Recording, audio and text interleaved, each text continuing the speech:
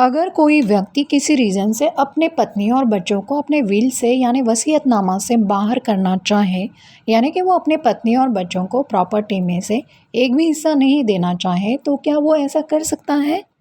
इसका जवाब है जी हाँ, बिल्कुल वो ऐसा कर सकता है, बशर्ते वो प्रॉपर्टी उसकी स्वर्जित संपत्ति यानी सेल्फ एक्वायर्ड प्रॉपर्टी हो। ऐसा करना एंसेस्ट्रल प्रॉपर्टी में भी पॉसिबल है, लेकिन व्यक्ति बस अपने हिस्सा ही विल द्वारा किसी को भी दे सकता है, ना कि पूरी की पूरी एंसेस्ट्रल प्रॉपर्टी। ये बात ध्यान में रखिए। और अब सवाल ये है कि व्यक्ति कब और कैसे अपने पत्नी और बच्चों को वसीयत से बाहर कर सकता है, और ऐसी विल कानूनन वैध कैसे मानी जाएगी, और किस कारण कोर्ट में ऐसी वसीयत यानी विल अक्सर चैलेंज भी हो जाती है और खारिज भी हो जाती है।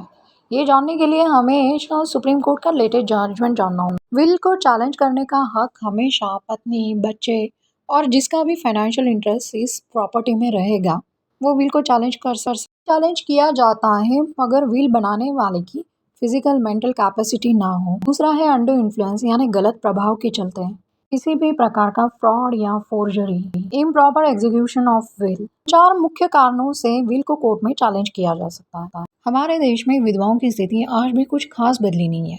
पति की मृत्यु के बाद एक तो उसे उसके मायके जाने के लिए मजबूर किया जाता है, या फिर ससुराल में उसके साथ बुरा बर्ताव किया जाता है। इसको हम जनरलाइज नहीं कर रहे, पर बहुत केसेस में ये बातें स्पष्ट रूप से सामने आती है। कई बार मृत पति के भाई, भतीजे या अन्य रिश्तेदार पति के मृत्यु के बाद संपत्ति हड़पने की कोशिश करते हैं। अगर विधवा पत्नी पढ़ी लिखी ना हो तो ऐसे रिश्तेदारों का काम और आसान हो जाता है।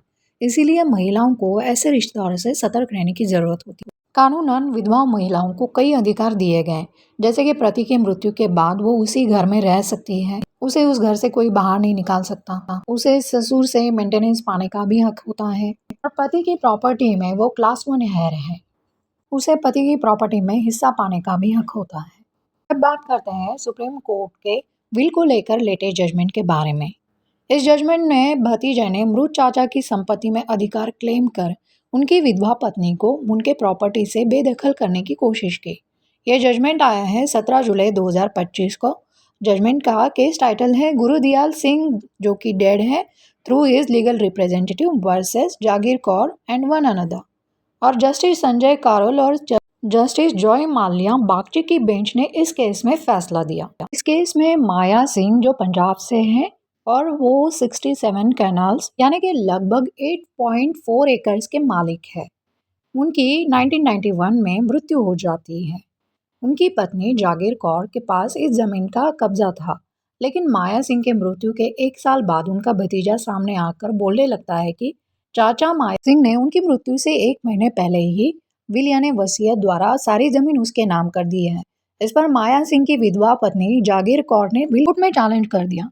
कोर्ट को बताया कि वो माया सिंह की कानूनन पत्नी है और माया सिंह ने कभी भी किसी विल के बारे में उन्हें नहीं बताया।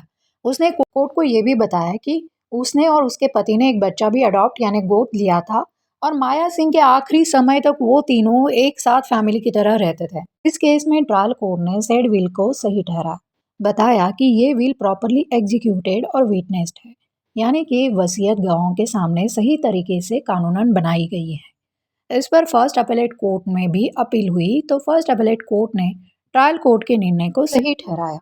तो पंजाब एंड हरियाणा कोर्ट में मामला पहुंचा, लेकिन हाईकोर्ट ने दोनों कोर्ट के ऑर्डर को पलट दिया और कहा ये विल यानी वसीयतनामा संदेहजनक है, क्योंकि इस विल में जागीर कौर का जिक्र तक नहीं है।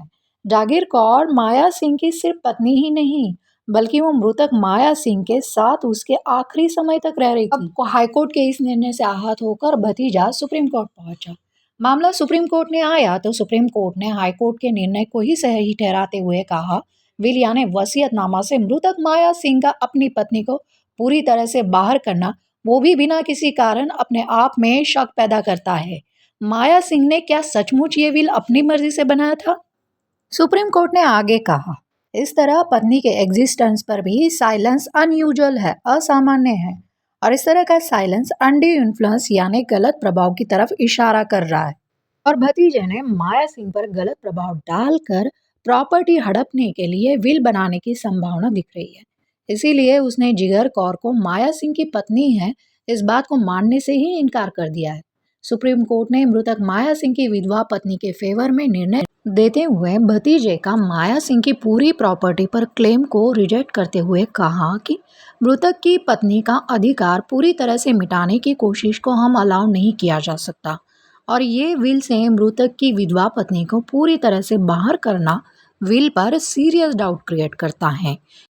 क्या ये विल सचमुच माया सिंह ने अपने मर्जी से भी बनाया था या नहीं? तो इस तरह से सुप्रीम कोर्ट ने भतीजे के दिखाए गए विल पर क्वेश्चन उठा के उसको खारिज कर दिया। आई होप वीडियो में दी गई जानकारी आपको यूजफुल लगी हो तो like share subscribe and comment. मिलते हैं नेक्स्ट वीडियो में कानून की नई जानकारी के साथ।